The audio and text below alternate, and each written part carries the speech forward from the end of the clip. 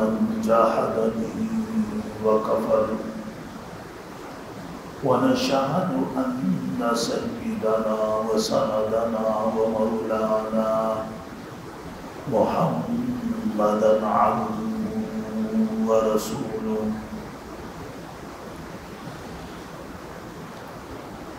المبعوث إلى الأسود والأحمر لتتميم مكارم الأخلاق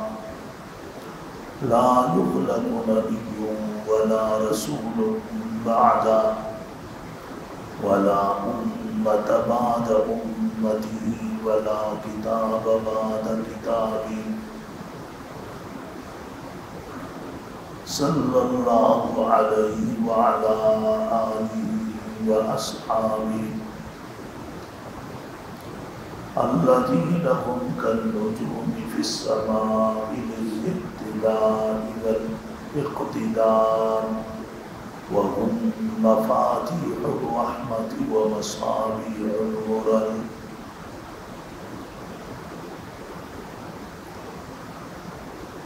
أعوذ بالله من الشيطان الرجيم بسم الله الرحمن الرحيم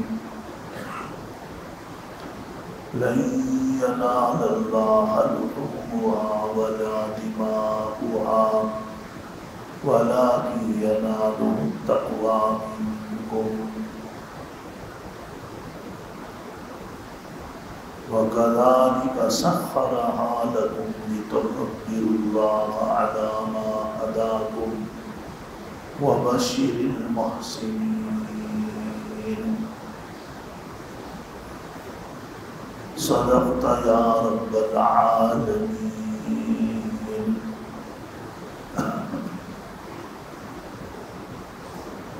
واجب الاحترام گرامی قدر معزز حاضرین محفل السلام علیکم ورحمۃ اللہ وبرکاتہ۔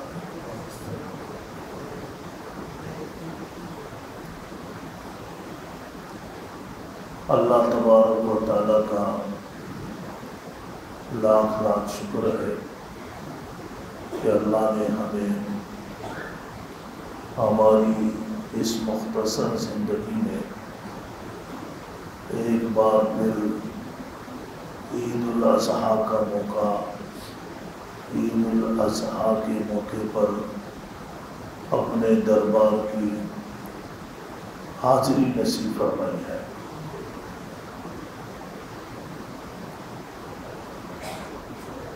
قرآن کریم احادیث مبارکہ کا مطالعہ کرنے سے پتہ چلتا ہے کہ یہ مواقع جو اللہ نے رکھے ہیں اس میں اللہ کے وہی بندے اللہ کی طرف متوجہ ہوتے ہیں جن پر اللہ کی نظر کرم ہوتی ہے۔ ان مواقعوں پر اللہ کے نیک بندوں نے اللہ کی بارگاہ میں حاضری دی ہے۔ اس کا سب سے زیادہ احساس اور تصور اس وقت ہوتا ہے کہ جب انسان مکہ مکرمہ کی حدود میں حرم کے اندر ہو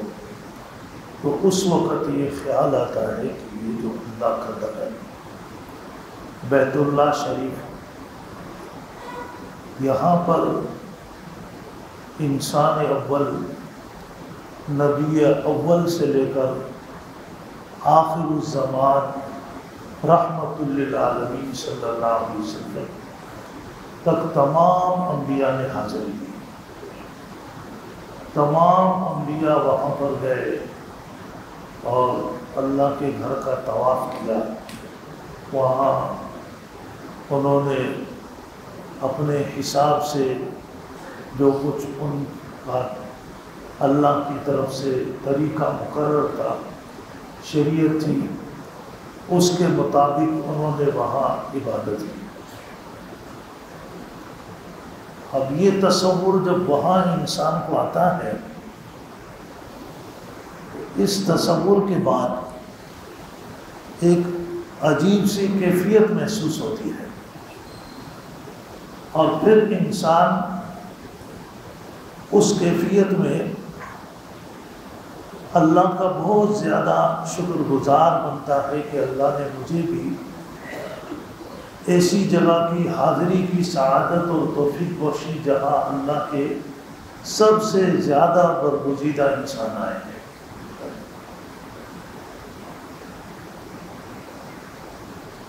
لیکن چونکہ وہ ایک محدود جگہ ہے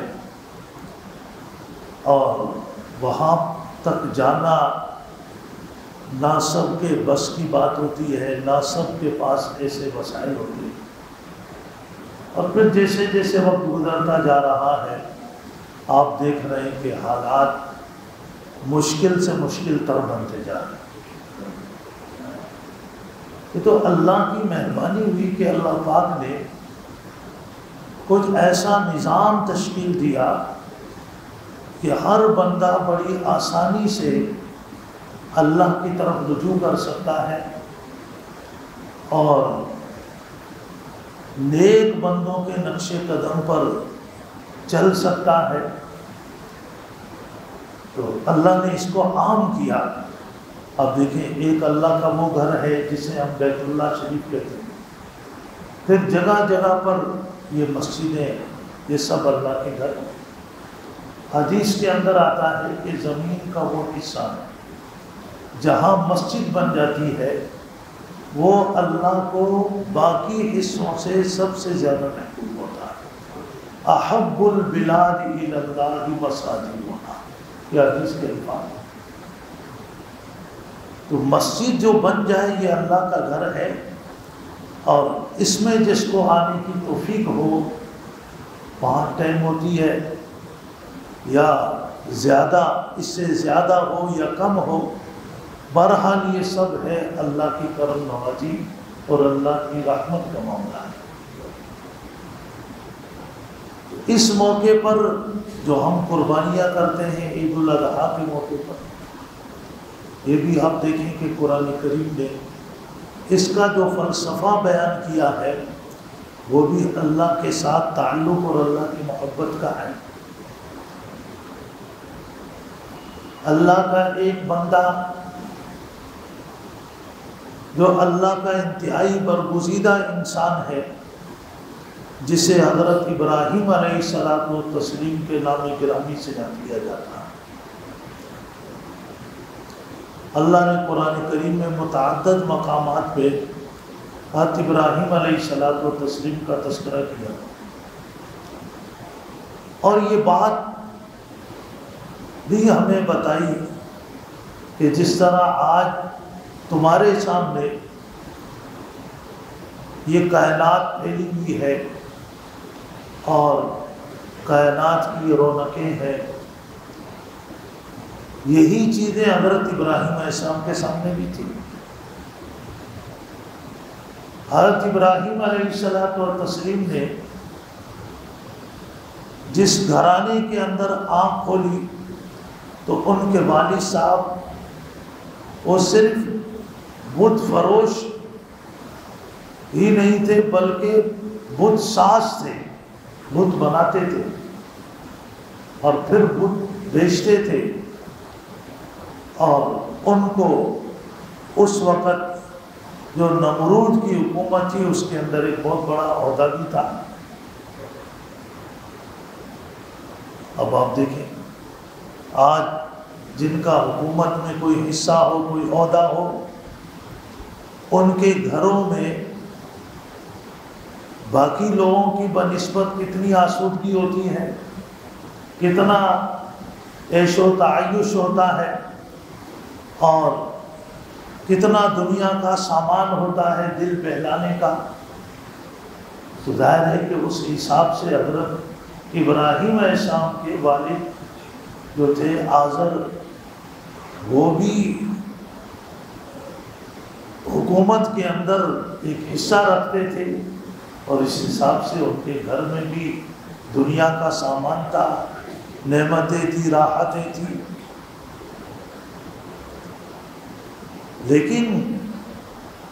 جو ان کا اللہ کے ساتھ معاملہ تھا، تعلق تھا، وہ غلط تھا، جسے قرآن کریم نے یہاں تک ارشاد فرمایا فَلَمَّا تَبَيَّنَ لَهُ أَنَّهُ عَدُوٌّ لِلَّهِ کہ حضرت ابراہیم پر جب یہ بات واضح ہو گئی کہ یہ خونی رشتے میں تو میرا باپ ہے لیکن یہ اللہ کا دشمن ہے، عدو للہ، اللہ کا دشمن۔ تو اب ایک طرف دنیا کی وہ تمام نعمتیں اور سہولتیں جو حضرت ابراہیم علیہ السلام کو اپنے والد کے گھر میں حاصل تھی، اور ایک طرف اللہ کا راستہ تھا، اللہ کا حکم تھا، دنیا کی وہ نعمتیں، دنیا کی راحتیں وہ حضرت ابراہیم کو اپنی طرف متوجہ کر رہی تھی، کہتی تھی کہ ابراہیم ہماری طرف آئے، اور یہ بھی ان چیزوں کے اندر ایسے الجھ کر اور ان چیزوں کا بن کر رہ جائے جیسے اس وقت کے معاشرے میں ہر نوجوان ان چیزوں کا دل دادا تھا اور انہی کا بن کے رہ رہا تھا، اور دوسری طرف اللہ کی مشیت تھی، اللہ چاہتے تھے کہ میرا ابراہیم دنیا کی ان تمام چیزوں کو ٹھکرا کر میری طرف آ جائے، اللہ کی مشیت تھی کہ ابراہیم ان تمام چیزوں کو ٹھکرائے اور یہ میری طرف آئے۔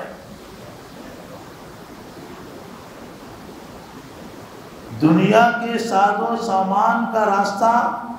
مفادات کا راستہ تھا، خواہشات کا راستہ تھا، اور اللہ کا جو راستہ تھا وہ آزمائش کا راستہ تھا۔ حضرت ابراہیم علیہ السلام نے اللہ کے راستے کی طرف جانے میں، اللہ کے حکم کو اپنانے میں قرآن بتاتا ہے ذرا بھی دیر نہیں لگائی۔ اذ قال له ربه اسلم قال اسلمت لرب العالمین، اللہ نے فرمایا میرے پیارے ابراہیم ساری چیزوں کو ٹھکرا دے، ساری چیزوں کو چھوڑ دے، سب سے اپنی نظر پھیر لے اور صرف میری طرف آ جا۔ قال له ربه اسلم قال اسلمت لرب العالمین، اور فرمایا اللہ میں نے ساری چیزوں کو تیری رضا کے لیے چھوڑ دیا اور تیری رضا کو اپنی زندگی کا حصہ بنا لیا۔ قل ان صلاتی و نسکی و محیایا و مماتی للہ رب العالمین، میرے پیارے اعلان کر دے کہ میری نماز اور میری قربانی، اور یہ تو کوئی زیادہ مقام نہیں رکھتی، میرا جینا اور مرنا سب کچھ اللہ کے لیے ہے۔ قل ان صلاتی و نسکی و محیایا و مماتی للہ رب العالمین۔ قرآن کریم بتایا وَإِذِ ابْتَلَىٰ إِبْرَاهِيمَ رَبُّهُ بِكَلِمَاتٍ، اللہ نے حضرت ابراہیم علیہ السلام کو بڑی بڑی آزمائشوں میں ڈالا، فَأَتَمَّهُنَّ، ان آزمائشوں میں انہوں نے پورے نمبر لیے،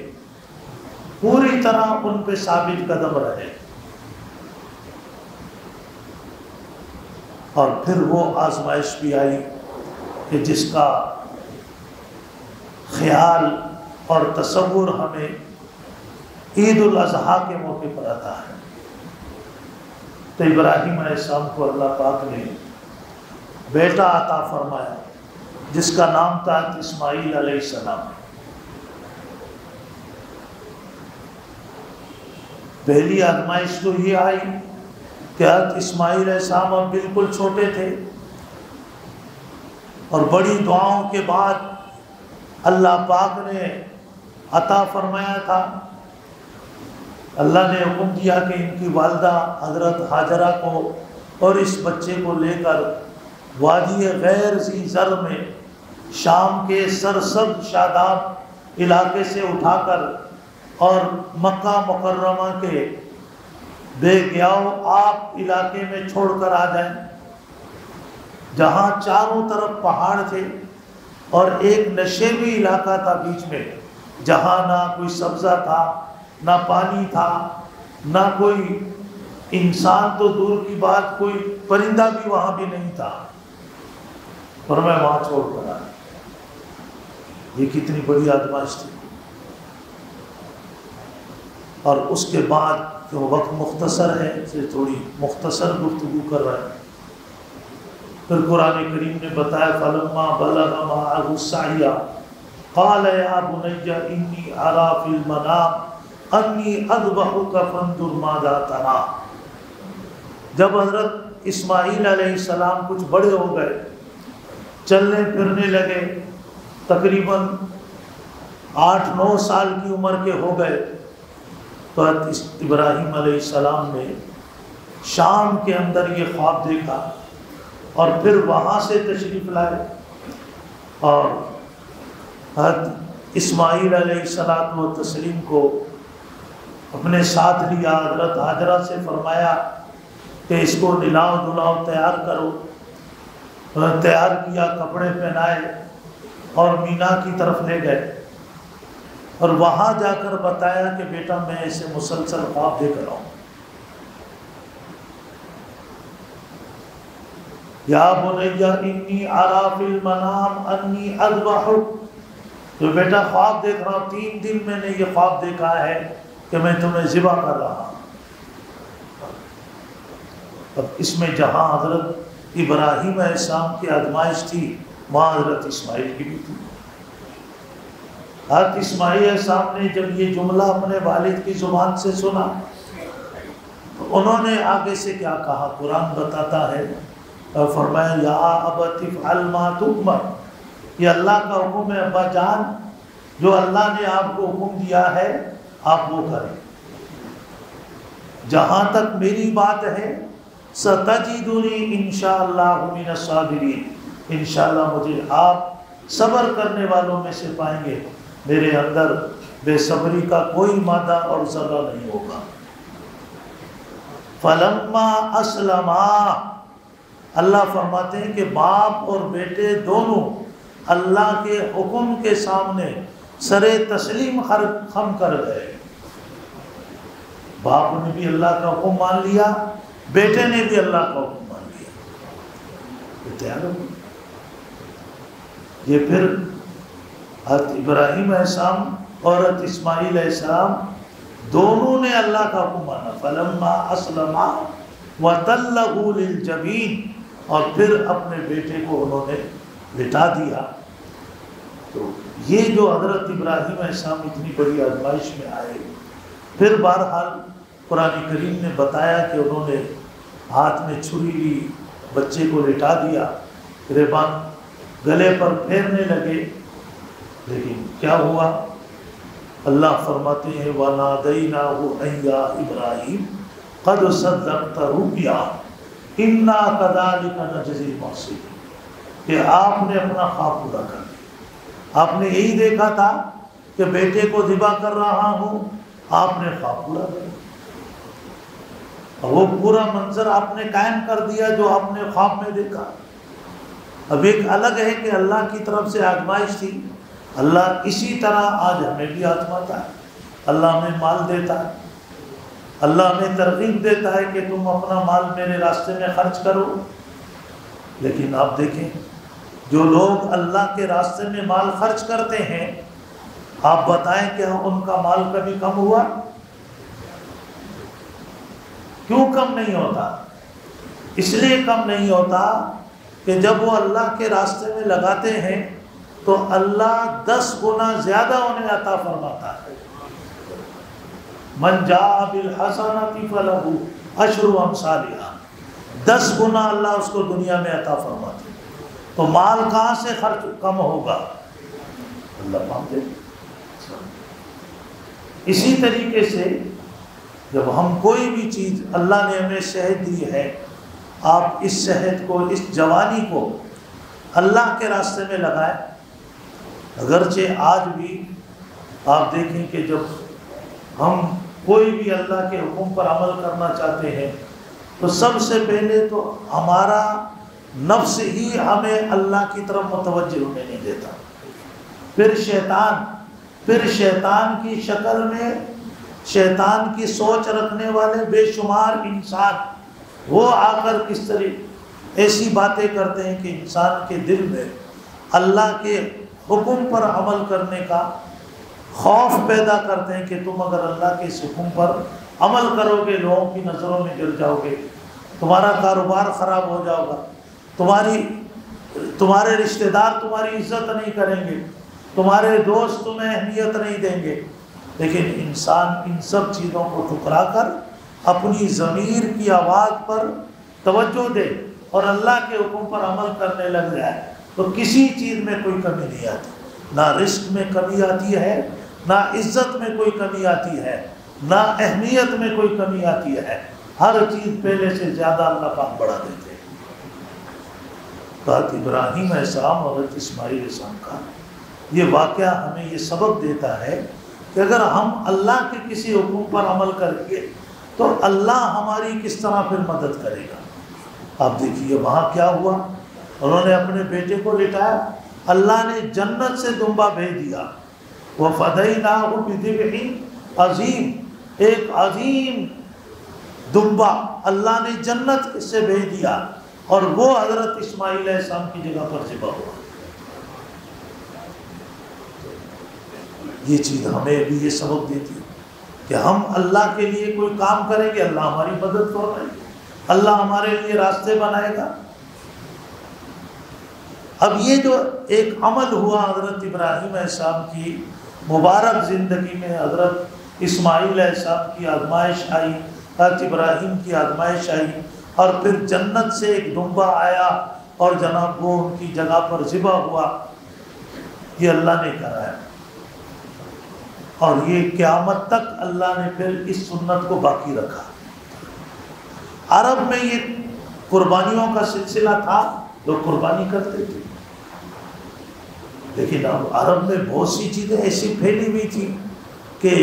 جن کے بارے میں کوئی انہیں حقیقت معلوم نہیں تھی، بس آبا و اجداد کو دیکھ کے کرتے آ رہے تھے۔